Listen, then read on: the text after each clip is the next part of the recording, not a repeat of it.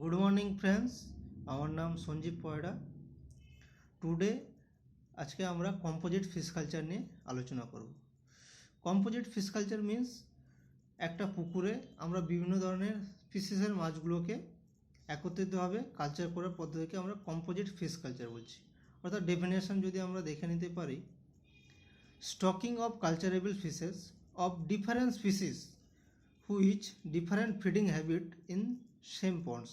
অর্থাৎ বিভিন্ন ধরনের মাছগুলোকে তাদের বিভিন্ন ধরনের ফিডিং হ্যাবিট থাকা সত্ত্বেও একটা পুকুরে চাষ করার পদ্ধতিকে আমরা কম্পোজিট ফিশ কালচার বলছি। এক্সাম্পলগুলো যদি আমরা দেখে নিতে পারি, আচ্ছা, Indian major carp and exotic carp. Indian major কার্পের মধ্যে কাতলা, রোহু, মৃগেল। কাতলা কি হচ্ছে? কাতলা জুপ্লান্টন খাচ্ছে, ওকে আমরা সারফেস ফিডার বলছি। দেন হচ্ছে রোহু। রোহু কি হচ্ছে? প্ল্যান্টস অ্যান্ড অ্যানিম্যাল দুটোই খেয়ে থাকে, ওকে আমরা কলম ফিডার বলছি। মৃগেল। মৃগেল হচ্ছে ডেট্রিভোরাস, অর্থাৎ ওটি পুকুরের সব থেকে নিচে থাকে, অর্থাৎ ও ফিডিং হ্যাবিট বটম ফিডার হিসেবে কাজ করছে। দেন আমরা আলোচনা করবো এক্সিকিউটিভ কার্প হিসাবে। এক্সিকিউটিভ কার্পের মধ্যে এক হচ্ছে silver carp, grass carp, common carp. Silver carp phytoplankton খাচ্ছে, তোকে আমরা সারফেস ফিডার বলছি। Grass carp.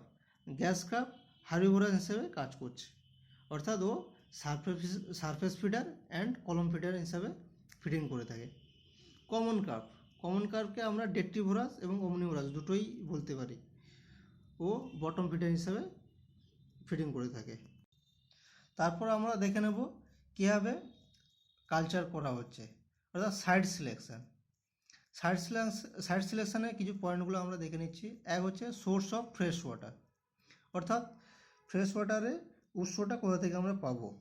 সেকেন্ড হচ্ছে ট্যাঙ্ক বা পন্ড, অর্থাৎ আমরা ট্যাঙ্কেও কালচার করতে পারি এবং পুকুরেও কালচার করতে পারি।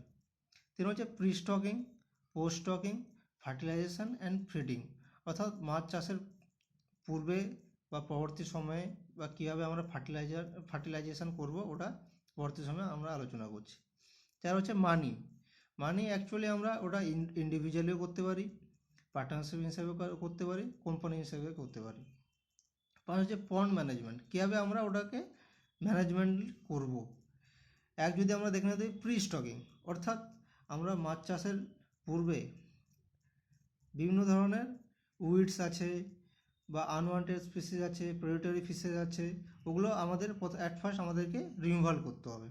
দেন আমরা কী করব? লাইমিং। লাইমিং হচ্ছে একটা ফিশ কালচার একটা গুরুত্বপূর্ণ দিক, যেখানে আমাদের পিএইচ মিনিমাম 7.5 থেকে 8.5-এর মধ্যে রাখা দরকার। নাহলে 7.5-এর নিচে হলে জলটা অ্যাকচুয়ালি অ্যাসিডিটি হয়ে যাবে, বা 8.5-এর উপরে থাকলে জলটা ক্ষারীয় হয়ে যাবে, যার ফলে আমাদের চাষ করার ক্ষতিপূরণ দেখা দিতে পারে।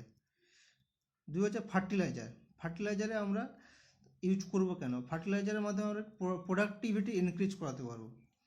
দেন হচ্ছে ফুড অ্যাভেলেবেল করাতে পারবো, অর্থাৎ মাছগুলো অ্যাট ফার্স্ট তো ওরা ফিডিং করতে পারবে না, অ্যাট ফার্স্ট অ্যাকচুয়ালি ওরা প্ল্যাঙ্কটনগুলোই ফুড হিসাবে খেয়ে থাকে।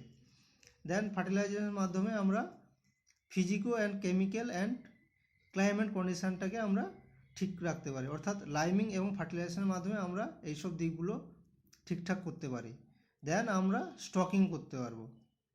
স্টকিংয়ে after 15 days of fertilizers 50 to 100 gram size fingerling আমরা স্টকিং করতে পারবো। অর্থাৎ আমরা প্রি স্টকিং দেন ফার্টিলাইজার করার পরে আফটার 15 days ওর 15 দিন পর আমরা 50 থেকে 100 গ্রাম সাইজের ফিঙ্গারলিং আমরা ট্যাঙ্ক বা পুকুরে স্টকিং করব, এবং এটা অ্যাকচুয়ালি 8 থেকে 10 মান্থ বা 1 বছরও কালচার করা যেতে পারে।